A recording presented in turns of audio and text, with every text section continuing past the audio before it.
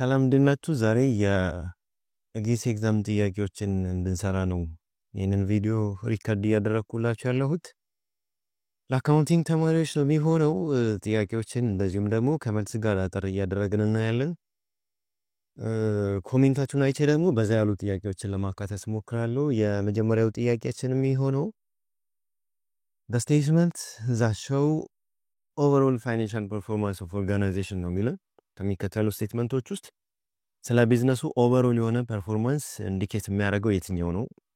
ኤ ፋይናንሻል ስቴትመንት፣ ቢ ባላንስ ሺት፣ ሲ ኢንካም ስቴትመንት፣ ዘን ዲ ላይ ደግሞ ስቴትመንት ኦፍ ካሽ ፍሎ ነው ያለው።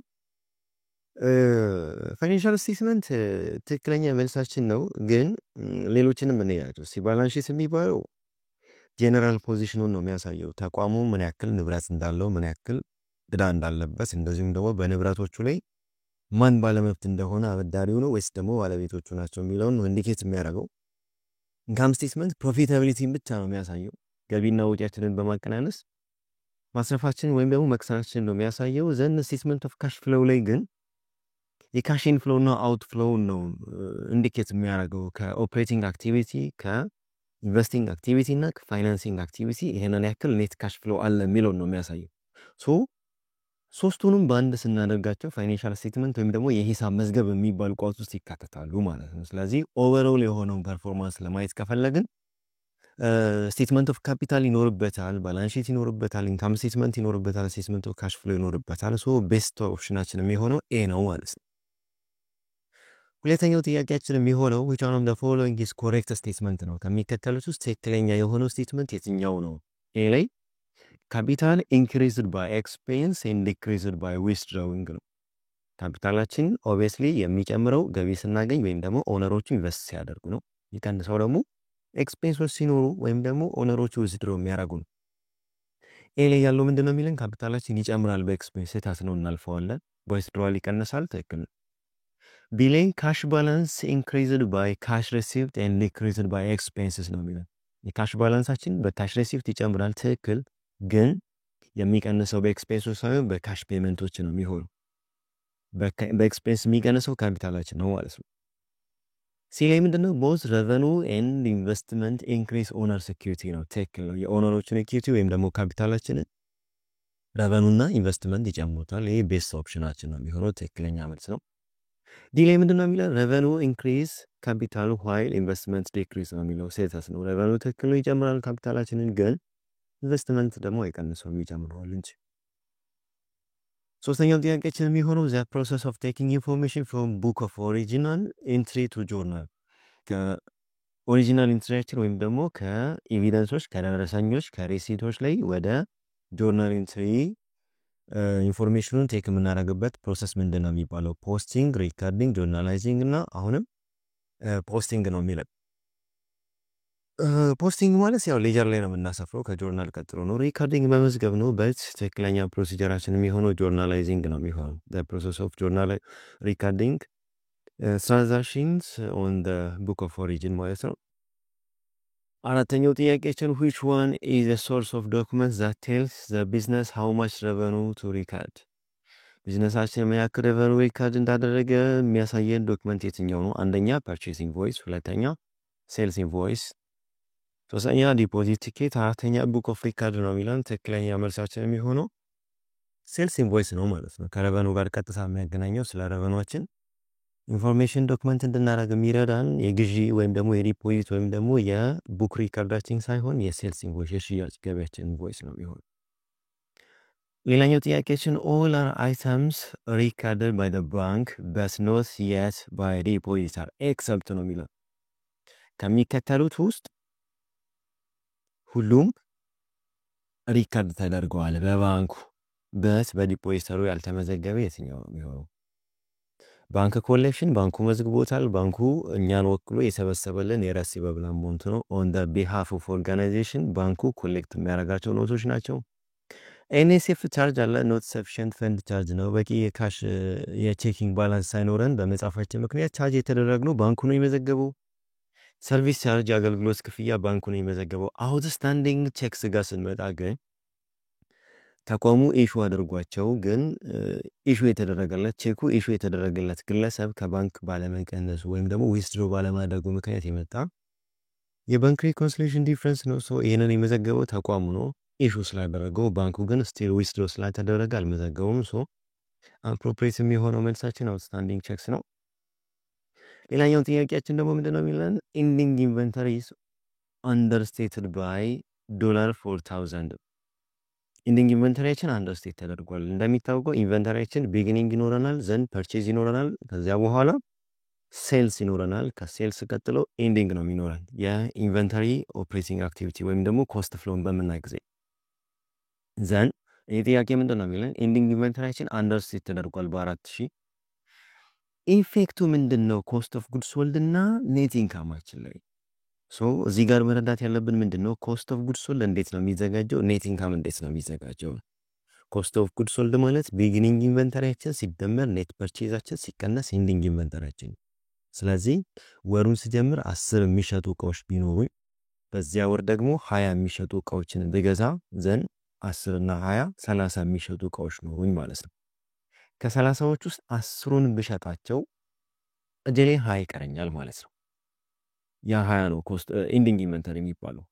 ሶ የተሸጡ ስንት እቃዎች አሉ? 10 እቃዎች አሉ። 10ሩ እቃዎች የተገዙበት ዋጋ ኮስት ኦፍ ጉድ ሶልድ ነው የሚባለው። የተሸጡ እቃዎች የተገዙበት ዋጋ ሶ 10ሩ እቃዎች የተሸጡበት 10ሩ የተሸጡ እቃዎች የተገዙበት ዋጋን ሸጬ ካገኘሁት ረቨኑ ላይ ወይም ደግሞ ከሴልስ ረቨኑ ላይ ስቀንስ ደግሞ ግሮስ ፕሮፊት ዘን ወደ ኔት ኢንካም ነው የሚሄደው። ሶ ኔት ኢንካማችን የሚባለው ግሮስ ፕሮፊታችን ማይነስ ኦፕሬቲንግ ኤክስፔንስ ነው። በት በዚህ ጥያቄ ኮንዲሽን ኔት ኢንካማችንን እንደ ግሮስ ፕሮፊት አንደርስታንድ አድርገን እንመልሳለን። ኢትስ ዲፔንድስ ኦን ዘ ኮንዲሽን ስለሆነ ሶ ኢንዲንግ ኢንቨንተሪ ኦቨርስቴት ወይም ደግሞ አንደርስቴት ሊደረግ ይችላል። ኮስት ኦፍ ጉድ ሶልድ ላይ የሚኖረው ኢፌክት ምንድን ነው? ኔት ኢንካማችን ላይ የሚኖረው ኢፌክት ምንድን ነው ነው ጥያቄ። አንደኛ ኢንዲንግ ኮስት ኦፍ ጉድ ሶልዱ አንደርስቴት ይደረጋል ወይም ደግሞ ኔት ኢንካሙም አንደርስቴት ይሆናል ነው የሚለን። በጭራሽ አይሆንም። ምክንያቱም ኢንዲንግ ኢንቨንተሪ ማለት ከጉድስ አቬለብል ፎር ሴልስ ላይ የሚቀነሰው፣ ስለዚህ የምቀንሰውን ተሳስቼ ዝቅ ካደረግኩኝ ኮስት ኦፍ ጉድ ሶልድ ከፍ ሊል ነው፣ ኦቨርስቴትድ ነው የሚሆነው ማለት ነው። ኮስት ኦፍ ጉድ ሶልድ ከፍ አለ ማለት ከሴልስ ረቨኑ ላይ የሚቀነሰው አማውንት ከፍ ያለ ስለሆነ የማገኘው ትርፍ ዝቅ ያለ ነው የሚሆነው ማለት ነው። ትክክለኛ መልስ ብለን የምንወስደው ኦቨርስቴት የሆነ ኮስት ኦፍ ጉድ ሶልድ እና ኮስት ኦፍ ጉድ ሶልዱ ኦቨርስቴትድ በመሆኑ ምክንያት ኔት ኢንካም ዝቅ አለ ነው መሆን ያለበት። ሶ ቢ ላይ ያለው ኦፕሽን ኮስት ኦፍ ጉድ ሶልዳችን አንደርስቴት ይሆናል ነው የሚል አይሆንም በጭራሽ። ምክንያቱም ወሩን ሲጀምር 10 እቃዎች አሉኝ፣ በመሃል 20 እቃዎችን ገዝቻለሁ። ስለዚህ 30 የሚሸጡ እቃዎች አሉኝ። የሸጥኩት በዚያ ወር 10 እቃዎችን ነው። እጄ ላይ 20 እቃዎች ቀርተውኛል። 10 እቃዎችን ሽጫለሁ፣ እጄ ላይ 20 እቃዎች ቀርተውኛል ስል በስህተት ከ20 ዝቅ ተደረገ ነው። ስለዚህ 30 ሲቀነስ 20 መሆን ያለበት 30 ሲቀነስ 19 ወይ ደግሞ 18 ሆኗል ማለት ነው። እጄ ላይ 10 ቀርቶኛል የምለው አማውንት ኦቨርስቴት ሊሆን ነው ማለት ነው። 30 ሲቀነስ 20 አድርጌ 10 የሆነው አማውንት 30 ሲቀነስ 21 ሳደርግ ኮስት ኦፍ ጉድ ሶልዱ ምን ሊሆን ነው ማለት ነው? ከፍ ሊል ነው ማለት ነው። ስለዚህ ኮስት ኦፍ ጉድ ሶልዱ ከፍ አለ ማለት ደግሞ ሴልስ አለ፣ ከሴልሱ ላይ የሚቀነሰው አማውንት ከፍ ያለ ነው የሚሆነው፣ ኔት ኢንካም ዝቅ ያለ ነው የሚሆነው። ስለዚህ ኦቨርስቴትድ የሆነ ኮስት ኦፍ ጉድ ሶልድ እና ኦቨርስቴትድ የሆነ ኢንካም ወይም ደግሞ ኔት ኢንካም የሚለው ሲም ትክክል አይደለም ማለት ነው። ዲ ላይ ያለው አፕሮፕሪየት ወይም ደግሞ ትክክለኛ መልስ ሆኖ እናገኘዋለን። ኔክስት ጥያቄያችን ምንድነው? which one of the following is an accelerated depreciation method ነው የሚለን። ከሚከተሉት ውስጥ አክሰለሬትድ የሆነ ዲፕሪሲዬሽን ሜቴድ የትኛው ነው? ቋሚ ንብረቶች ያረጃሉ በዩዜጅ ወይም ደግሞ በፓሴጅ ኦፍ ታይም፣ ብዙ ስንጠቀማቸው ወይም ደግሞ ብዙ በመቆየታቸው ምክንያት ቋሚ ንብረቶች ያረጃሉ። እርጅናቸውን ካልኩሌት እናደርጋለን። ስትሬት ላይን ሜቴድ በሚባል ሜቴድ ከሆነ ዩኒፎርም አማውንት ኦፍ ዲፕሪሲዬሽን ኤክስፔንስ ሮስት ሜቴድ ዩዝ ፎር ላይፍ ነው የሚሆነው። ስለዚህ አክሰለሬትድ አይደለም ማለት ነው። ዩኒፎርም ሜቴድ ማለት ስትሬት ላይን ሜቴድ ማለት ራሱ ነው። ዩኒት ኦፍ ፕሮዳክሽን ሜቴድ ማለት ደግሞ በአክቲቪቲው ወይም ደግሞ በተጠቀምኩት ኪሎ ሜትር በተጠቀምኩት ዩኒት ወይም ሀወር መሰረት ነው እንጂ አክሰለሬትድ አይደለም ማለት ነው። ትክክለኛ መልስ የሚሆነው ደብል ዴክላይን ባላንስ ሜተድ የሚባለው ከዲሚኒሽንግ ሜቴዶች ውስጥ ነው። ስለዚህ አክሰለሬትድ የሆነ የዲፕሪሲዬሽን ሜቴድ ሆኖ የምናገኘው ትክክለኛ አፕሮፕሪየት መልሳችን። ሌላኛው ጥያቄ under which method is useful life expressed in production capacity example hours and miles ከሚከተሉት ውስጥ በየትኛው ነው የቋሚ ንብረታችን እድሜ በሰዓት ወይም ደግሞ በማይሎች ሊገለጽ የሚችለው ነው? ዩኒትስ ኦፍ ፕሮዳክሽን ነው ወይስ ይሄንን መመለስ እንችላለን በተጠቀምኩት ማይል በተጠቀምኩት ሰዓት እርጅናው ስለሚሰራ ማለት ነው። ሌላኛው ጥያቄያችን ምንድነው የሚለው ሞስት ፕሪፈርድ ስቶክስ ሞስትሊ ተመልከቱ ፕሪፈርድ ስቶክ አክሲዮኖች እንደሚታወቀው ኮመን ስቶክ እና ፕሪፈርድ ስቶክ ይባላሉ። ፕሪፈርድ ስቶኮች ትርፍ ሲኖረን ወይም ደግሞ ሳይኖረን ሲቀር ኮመን ወይም ደግሞ ቋሚ የሆነ ትርፍ ይኖራቸዋል ዘን ቮቲንግ ራይት የላቸውም እንደ ውጭ ልጆች ነው የሚታዩት ያለን ዲፋይን የምናደርጋቸው አይነት ባለ አክሲዮኖች ናቸው ፕሪፈርድ ስቶክ የሚባሉ ብዙ ራይት ይኖራቸዋል ራይት ኦፍ ስቴክ ሆልደርስ የሚባሉ ላይ በት ከሚከተሉት ውስጥ አንዱ የነሱ አይደለም ነው። አንደኛ ፓርቲሲፔት ኦን ዘ ዲቪደንድ ራይት ነው። ኮመን ስቶክም ቢሆኑ ፕሪፈርድ ስቶክም ቢሆኑ ዲቪደንድ ላይ ይሳተፋሉ ትክክል። ስለዚህ ፕሪፈርድ ስቶኮችን ሪፕሬዘንት ያደርጋቸዋል። ፕሪፈርድ አስ ቱ ዲቪደንድ ለዲቪደንድ ቅድሚያ የሚሰጣቸው እነማን ናቸው? ፕሪፈርድ ስቶኮች ናቸው ትክክል። ኮሙሌቲቭ ዲቪደንድ ራይት አለ። ኮሙሌቲቭ ዲቪደንድ ራይት ሲኖር ቅድሚያ የሚሰጣቸው እነሱ ናቸው። ቮቲንግ ራይት ቢኖር እዚህ ጋር አፕሮፕሪየት መልስ ይሆን ነበር፣ ግን ኮመን ሼር የሚለው ስፔሲፊክ የሆነ ልዩ የሆነ ምርጫ ስላለ እንደ አፕሮፕሪየት መልስ የምንወስደው እሱን ነው የሚሆነው ማለት ነው። ለዛሬ መጨረሻው የሚሆነው ጥያቄያችን አርቲክልስ ኦፍ ኢንኮርፖሬሽን ዊል ኖት ኮንቴን ድርጅቱ ሲመሰረት አግሪመንታቸው አርቲክልስ ኦፍ ኢንኮርፖሬሽን ወይም ደግሞ አርቲክልስ ኦፍ ዲክላሬሽን ነው የሚባለው። አርቲክልስ ኦፍ ዲክላሬሽን ከነዚህ ውስጥ የቱን ነው ኮንቴን የማያደርገው ነው? ኤ ላይ ምንድነው የሚለን አድሬስ ኦፍ ኮርፖሬሽን ወይም ደግሞ ፕሪንሲፓል ኦፊሳችን ይካተታል በሚገባ የድርጅቱ ቢሮ የት እንደሆነ አድራሻውን። ሁለተኛ ኔም ፐርፐዝ ኤንድ ዱሬሽን ኦፍ ኮርፖሬሽን ይካተታል። የተቋሙ ስም አላማው እንደዚሁም ደግሞ ለምን ያክል ጊዜ ዱሬሽን እንዳለው ይካተታል በደንብ።